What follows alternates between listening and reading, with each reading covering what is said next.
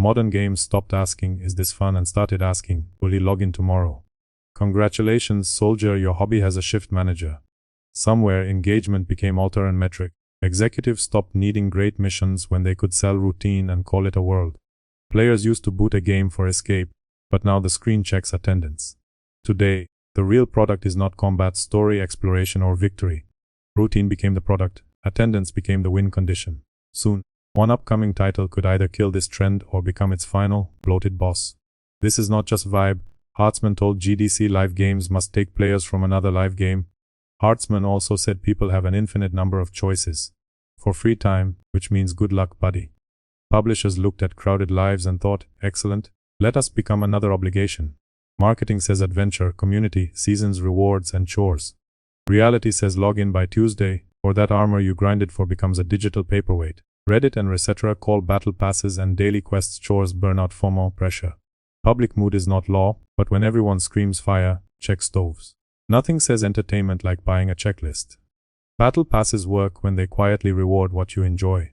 Problems start when progression stops feeling optional and acts like rent. Good progression says play when you want. Bad progression says report for duty, citizen. You did not unlock a skin. Basically, you completed a shift. Every limited time reward makes the clock the boss. Miss 2 nights and the software develops abandonment issues. Skip a weekend and it waves a cosmetic ransom note in your face. Honestly, that is not content. Plainly, that is clingy code wearing a party hat. Live service was sold as endless content. Often, it became endless menace. Tabs multiply, store, event pass, challenges, currencies, timers, claims, scraps. Designers built 10 doors before fun, then wondered why players vanished. Designers do not hate joy. Instead, publishers want infinite growth from fixed hours. Investors do not clap because you enjoyed one mission. Dashboards clap when you return tomorrow, buy the small bundle, and warm the graph. Shareholders want one machine that feeds forever and ignores dishes. So, the industry fights for the 24-hour day, where every screen wants your brain. Games start acting less like worlds and more like jealous landlords. GDC described a crowded market where publishers rush toward the next Fortnite and now pull back. Sony permanently sunset Concord, saying the PvP shooter space was competitive and the title missed targets. Ubisoft announced X Defiant would shut down, stopped downloads on December 3, 2024, and kept servers until June 2025. Failure gives the GTA question teeth. Pressure turned shiny roadmaps into emergency exits. Growth targets wanted forever players, but players own one body. Audience patience is the hidden budget every publisher keeps overdrafting. Evidence should hit hard here, visually. Receipts matter, because examples are not rumors wearing thumbnails. Everyone wanted the next Fortnite. Several built the next cautionary tale. Imitators copied the cash machine and forgot people need reasons to stay. Fortnite is not just a store with legs, it is culture, spectacle, and habit. Copying monetization without copying gravity is like buying a crown and wondering why nobody kneels. Meanwhile, every service game demands the same resource, attention. Coins, crystals, tickets, tokens, premium shards, and deluxe fragments are just costumes for the invoice. Price is paid in evenings. Panic explains the design. Studios fight for wallets, Tuesday nights, commutes, and exhausted hours. Free games understand one thing very clearly: your calendar is not free. One quest becomes 3. 3 quests become a weekly track. Weekly tracks become seasons. Seasons become lifestyles with patch notes. Fun ends when the game starts negotiating custody over your week. Crucially, these failures raise the stakes because live service already has bodies on the road. Yet this obsession with keeping you logged in did not stay in the menus. It bled into worlds we used to escape, turning freedom into full-time work. Certain games confuse map size with value, as if parking lots have personality. Huge worlds can be incredible when authored, dangerous, strange, and worth crossing. Large worlds exhaust when every hill hides another icon. Former Rockstar designer Cameron Williams discussed open-world fatigue publicly. Freedom is supposed to be the point. Unfortunately, some games create paralysis with a minimap. Worlds worth walking feel alive before the map opens. Maps you sprint across feel like errands with weather. Possibly, maps needing 3 zoom levels need editing. Bigger is easy, better is expensive. Elden Ring, Baldur's Gate 3 and Hades show the North Star. None of them need a crying notification to make their worlds matter. Looped inside this jealous landlord economy, publishers demand Tuesday nights like rent.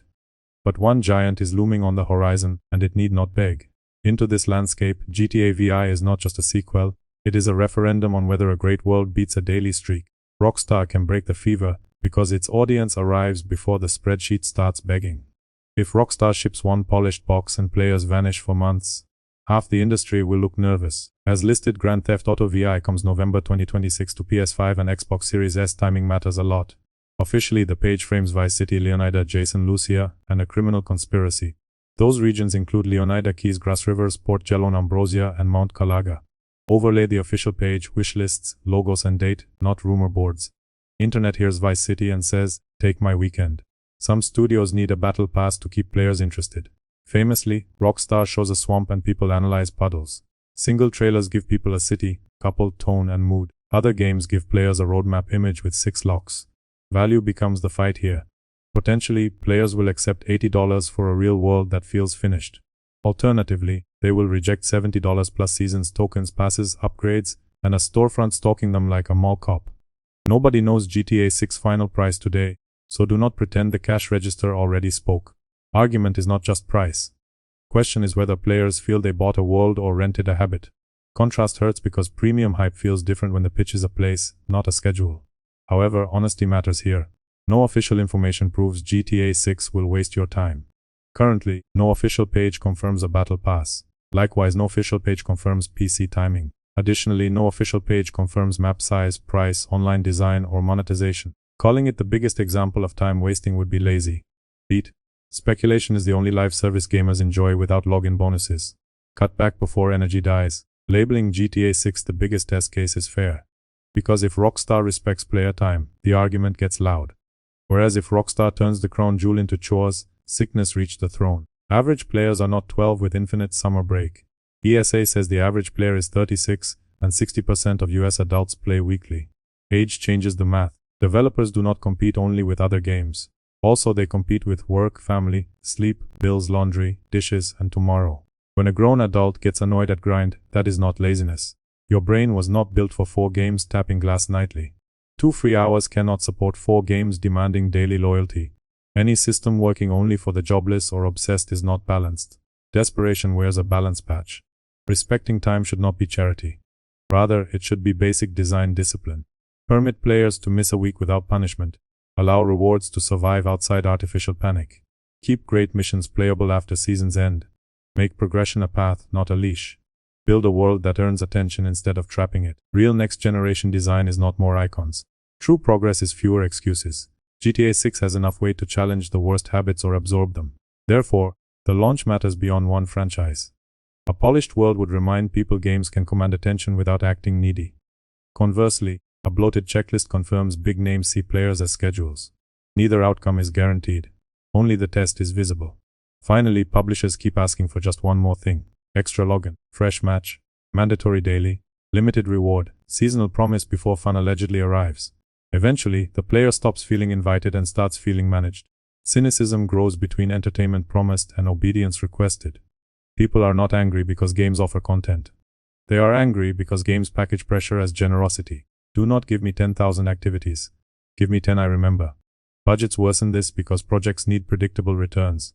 Accounting never celebrates 40 satisfied player hours. Retention dashboards want loops, offers, deadlines, and expiring fun.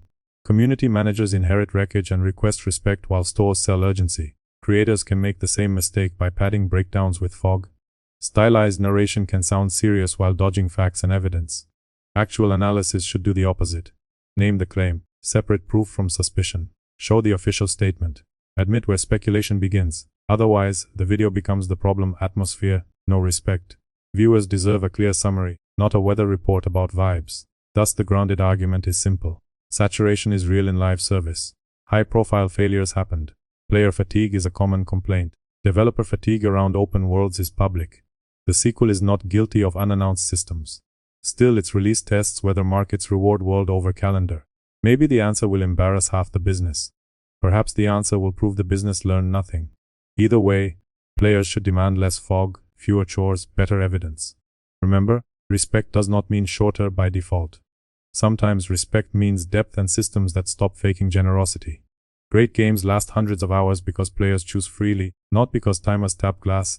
Shallow games can waste 10 minutes if every menu behaves like a casino receptionist. Labels like premium, free-to-play, boxed, online, or offline do not save design. What matters is the contract. Are you playing because you care, or because the game trained you to fear absence?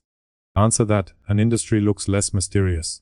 Ultimately, The best games do not beg for attendance, threaten schedules, or bury joy. They earn returns because yesterday mattered. Whenever a game or a video respects your time, you know it. Thanks for spending yours right here.